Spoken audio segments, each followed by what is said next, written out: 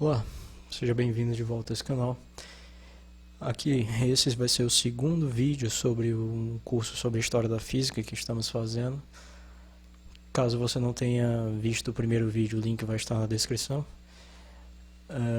Esse vídeo em particular vai ser dedicado a nós falarmos sobre como se dá a propagação da luz, ou pelo menos como os antigos filósofos gregos acreditavam que isso acontecia.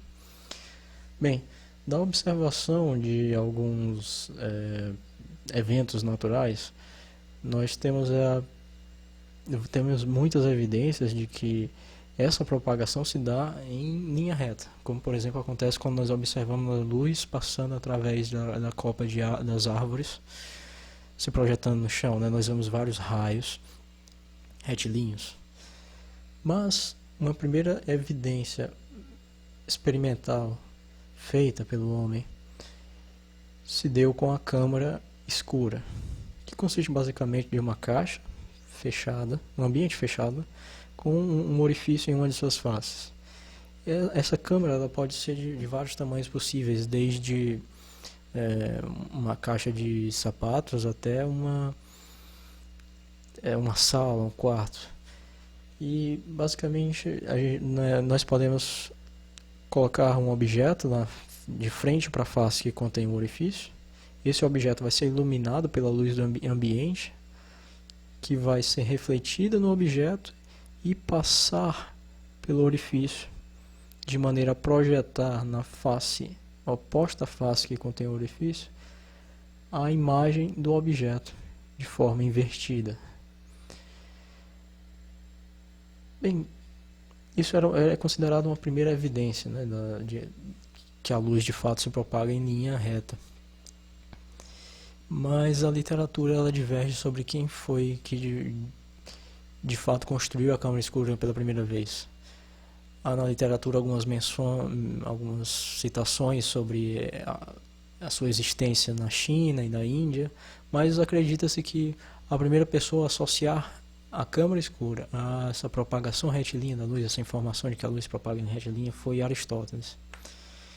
E, bem, como nós falamos no vídeo anterior, para Demócrito, a luz ela funcionava mais ou menos como acontece com o cheiro, né? Nós sentimos o cheiro das coisas porque os corpos emitem partículas que se espalham pelo ar e entram em contato com o nosso nariz. A mesma coisa aconteceria com a luz. Os objetos emanam partículas que se espalham e entram em contato com os nossos olhos. Só que, diferentemente do cheiro, eu consigo sentir o cheiro de uma pizza, mesmo ela estando dentro de uma caixa fechada. Já a luz não. A luz não teria essa propriedade ela só andaria em linha reta, né? Ela não faria o contorno dos objetos. Bem, a gente sabe que isso não é exatamente verdade, mas era o que se acreditava na época. Mas, mesmo nessa época, começaram a surgir algumas experiências de que talvez isso não fosse exatamente verdade. Ou pelo menos havia a necessidade de algum tipo de correção. Por exemplo, em um experimento realizado por Aristóteles, ao iluminar uma parede opaca contendo um orifício no meio, né, ele via que a imagem projetada na parede seguinte, né, nesse anteparo, tinha exatamente o mesmo formato do orifício. Se o orifício era uma estrela, a imagem projetada era uma estrela. Se o orifício era um retângulo, um triângulo, a imagem seria um retângulo, um triângulo. E assim, quando essa distância entre a parede com o orifício e o anteparo aumentavam, o tamanho da imagem também aumentava. Só que uma dúvida surgiu quando a distância entre a parede com orifício e o anteparo era muito grande e a fonte de luz e a parede com orifício também era muito grande. O que eu quero dizer com muito grande? Muito grande em comparação com o tamanho do orifício. Nesse caso, independentemente do formato do orifício, se ele é triangular, um quadrado, uma estrela, a imagem projetada sempre tinha um formato circular. E, bom, isso aqui nada mais é do que a própria câmara escura, né? O que nós estamos vendo aqui projetado nessa parede opaca é, na verdade, a projeção do Sol. Nós estamos vendo uma imagem do Sol aqui projetada.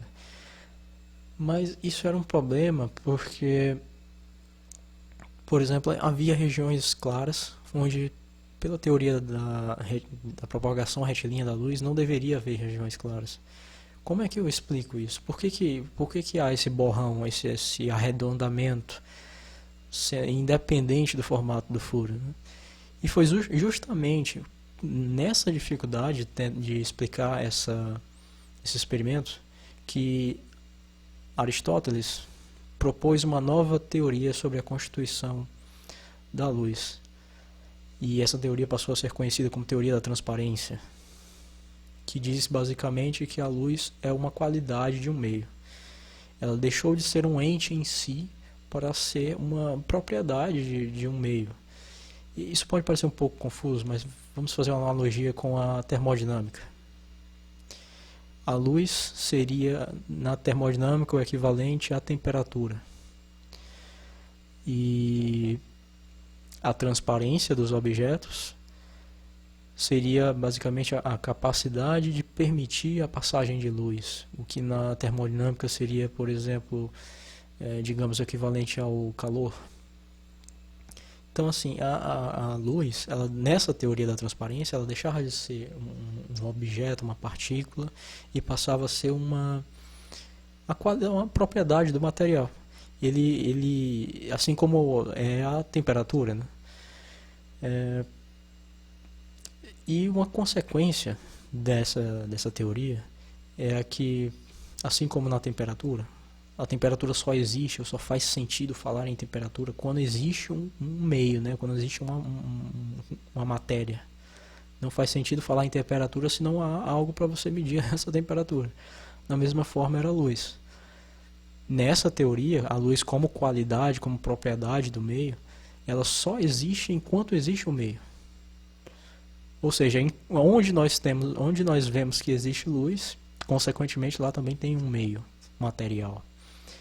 Então, a consequência de, se essa teoria for verdadeira, que nós veremos mais na frente que não é que, por exemplo, a luz que vem das estrelas e chega até os nossos olhos aqui na Terra, ela precisaria necessariamente passar por algum meio material. Ou seja, o meio não é extraterrestre, digamos assim, fora da Terra, ele teria que ser necessariamente preenchido por algum tipo de meio, alguma matéria, mesmo que invisível, mas tinha que haver algum tipo de matéria para permitir a passagem de luz. E, né, meio esse que ficou conhecido como éter.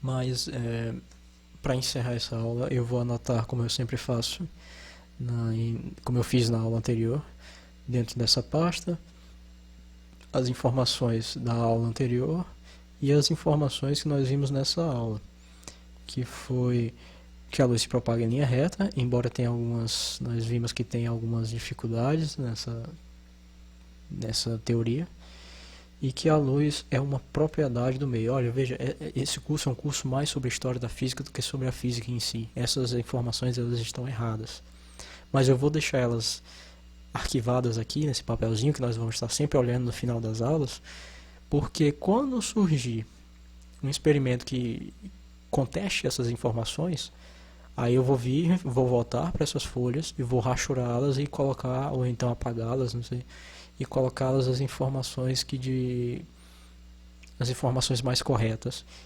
e vamos entender por que elas são mais aceitas, por que uma teoria levou à substituição de outra, né? No mais, é isso por hoje. Eu espero que vocês tenham gostado. Se gostaram, deem um like. Se não gostaram, por favor, deem um dislike. Eu preciso saber, né, se vocês estão gostando ou não. Faça alguma crítica nos comentários. Se inscreva, ative o sininho e muito obrigado e fiquem com Deus.